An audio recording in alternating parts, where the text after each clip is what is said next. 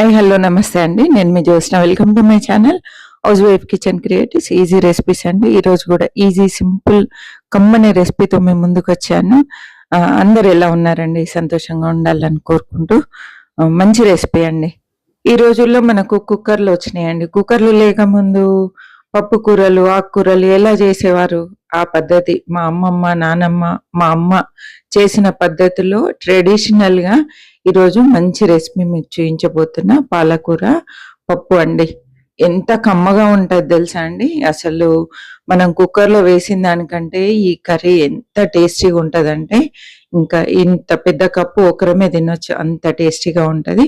చూస్తున్న ప్రతి ఒక్కరు తప్పకుండా లైక్ చేయండి, కామెంట్ చేయండి. ఓకే అండి. ఒక కప్పు నిండా పాలకూర, ఫ్రెష్ పాలకూర తీసుకున్నాను. ఇదైతే ఒక పెద్ద కట్ట అండి, అంటే ఆల్మోస్ట్ ఒక పావు కేజీ వరకు ఉంటుంది. ఈ హాఫ్ కప్పు పెసరపప్పు తీసుకున్నాను. పెసరపప్పుకు ఒక పద్ధతిలో, కందిపప్పు అయితే ఒక పద్ధతిలో చేయాల్సి ఉంటుంది. ఇప్పుడైతే నేను పెసరపప్పు పద్ధతి చెప్తున్నా అండి. పప్పు మంచిగా కడిగి శుభ్రంగా కడిగిన తర్వాత ఒక గిన్నెలో వేసేసుకొని ఒక్క కప్పు పప్పుకి 4 కప్స్ వాటర్ వేసుకోవాలి. 4.5 కప్స్, 5 కప్స్ వేసుకున్నా పర్లేదండి.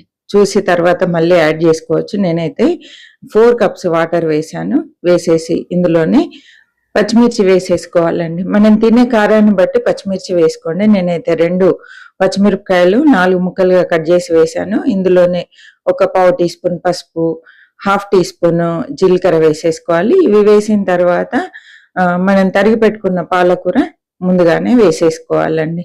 అన్ని కలిపి ఒకేసారి ఉడికించుకోవచ్చు. పెసరపప్పు కాబట్టి, కందిపప్పు అయితే వేరే పద్ధతిలో చేయాల్సి ఉంటుంది. దీనిపైన అంటే ఆకు లోపలికి మునగకుండా పైనే కొంచెం చింతపండు వేసేసి మనము స్టవ్ ఆన్ చేసి స్టవ్ మీద పెట్టి ఇలా సగం మూత పెట్టాలి. ఇలా పొంగు వస్తుందండి. పొంగొచ్చిన తర్వాత పూర్తిగా సిమ్లోకి మార్చాలి. హైలో ఫ్లేమ్ ఉండొద్దు. పొంగొచ్చే వరకే హైలో పెట్టుకోవాలి. పొంగొచ్చిన తర్వాత అంతా ఒకసారి కలిపేసి పూర్తి సిమ్లో పెట్టేసి మళ్ళీ మూత పెట్టి మధ్య మధ్యలో కలుపుతూ ఉడికించుకోవాలి. ఎక్కువ టైం ఏం పట్టదండి. అంత 15-20 నిమిషాల్లో రెడీ అయిపోతుంది.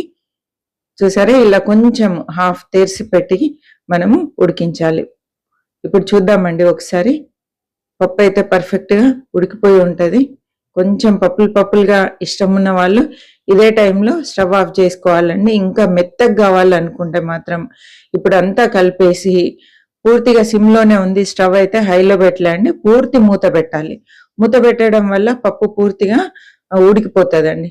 ఇలా మూత పెట్టిన తర్వాత ఒక 5 నిమిషాల్లోనే పూర్తిగా ఉడికిపోతుంది. చూసారా ఎంత పర్ఫెక్ట్గా పప్పు విప్పుకుందో, పూర్తిగా ఉడికిపోయింది. చూడండి, ఇది పచ్చిమిర్చి కారంతో బాగుంటుంది. ఇందులో ఎండుమిరపకాయలు కానీ ఎండు కారం కానీ వేయొద్దండి. పచ్చిమిర్చి కారం వేసేసి ఉడికించుకోవాలి. ఇప్పుడు రుచికి సరిపడా ఉప్పు హాఫ్ టీ స్పూన్ వేసాను. మీరు ఎంత తింటారో దాన్ని బట్టి వేసుకోండి. ఫ్రెష్ కొత్తిమీర కూడా వేసేసి అంతా ఒకసారి కలిపేసుకోవాలండి. చూసారా, ఇట్లా అంతా కలిపేసుకొని ఇలా కొంచెం పప్పులు ఉంటే నచ్చుతుంది అనుకుంటే ఇలాగే తాలింపు వేసుకోవచ్చు. లేదా అంటే మ్యాషర్తో ఇలా మెత్తగా రుద్దేసుకోవాలి. పప్పు గుత్తితో కానీ మ్యాషర్తో కానీ ఒకసారి అంతా రుద్దేసినాం అనుకోండి, కారము మనం వేసినటువంటి చింతపండు పులుపు అంతా పప్పుకి ఈక్వల్ గా పట్టుకొని భలే టేస్టీగా తయారవుతుందండి. స్టవ్ అయితే ఆఫ్ చేశాను. ఆఫ్ చేసుకొని రుద్దుకోవాలి. హై ఫ్లేమ్ లో కానీ ఫ్లేమ్ ఆన్ చేసి కానీ మీరు పప్పు రుద్దారనుకోండి కాలుతుంది. కాబట్టి స్టవ్ ఆఫ్ చేసి రుద్దుకోవాలి. ఇంకొక కడాయి తీసుకున్నాను. కడాయి వేడైన తర్వాత 1 టేబుల్ స్పూన్ ఆయిల్ వేసేసి ఆవాలు, జీలకర్ర, ఎండుమిర్చి వేసానండి. ఈ కరివేపాకును వెల్లుల్లి రెబ్బలు అయితే కంపల్సరీ వేసుకోండి.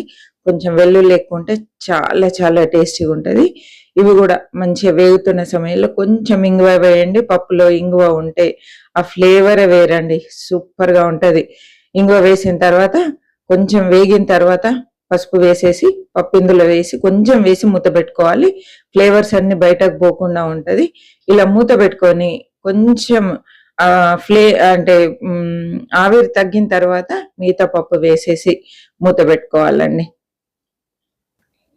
పైన చిత్తకుండా ఉంటది మూత పెట్టడం వల్ల. అదే విధంగా ఫ్లేవర్స్ అన్ని బయట పోకుండా ఉంటాయండి. ఒక్క నిమిషం పాటు మూత అలాగే ఉంచేసి తర్వాత మనము మూత తీసేసి అంతా ఒకసారి కలిపేసుకోవాలి. చూసారా ఎంత సింపుల్ గా పప్పు ప్రిపేర్ చేసుకున్నామో.